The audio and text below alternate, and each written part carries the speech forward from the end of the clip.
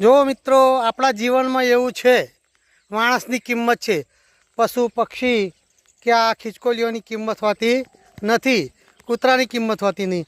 માણસ મરી જાય તો માણસને તરત જ કેટલાય ભેગા થઈ જાય અને દવાખાનામાં લઈ જાય અને એક બાજુ ખસેડી લે. ખિસકોલી બેન છે, આ ખિસકોલી બેન મરી ગયા છે રોડ વચ્ચે. તો હવે રોડ વચ્ચે જો મરી ગયા છે તો કેટલાય સાધનો આવે અને એને બિચારીના ટુકડે ટુકડા થઈ જાય. જુઓ, હા, જ્યારે મહાભારતનું યુદ્ધ ચાલતું હતું ત્યારે અભિમન્યુ મરી ગયેલો તોય પેલા કૌરવો બિચારા માર કરી અને ટુકડે ટુકડા કરી નાખેલા. એમ આ ખિસકોલીની દશા થાય. જુઓ, મરી ગયા પછી એને બિચારીને શું ખબર, એનો જીવ ગયો પછી એનું શું થયું હોય, શરીરનું જે થયું હોય, પણ શરીર ભાઈ છૂંદાઈ ના જાય એટલે એક બાજુ આપણે મૂકી દઈએ છીએ. જુઓ,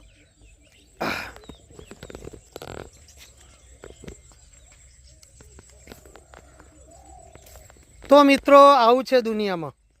ચાલો, માણસનું મૃત્યુ પામ્યું માણસ હોય તો માણસને કેટલું સાચવે, ચારે બાજુ ભેગા થઈ જાય, ઘેર સાચવે, ફૂલનો વરસાદ કરે અને આ જીવની કશી કિંમત નહીં. આવું છે મિત્રો. એટલે મનુષ્ય જન્મ મળ્યો છે બહુ જ મહત્ત્વનો છે મિત્રો.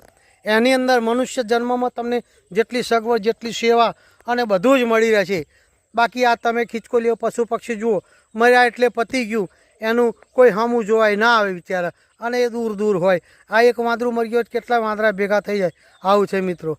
તો આપણે એને એક બાજુ મૂક્યું, કેમ કે એના ટુકડે ટુકડાના થઈ ગયા. મરી ગયા પછી એના ટુકડા થાય, રોડ ખરાબ થાય, કોકનું સાધન ખરાબ થાય, એના કરતાં મિત્રો સહેજ આગું ખસેડી દેવું સારું. ચાલો, આવજો મિત્રો.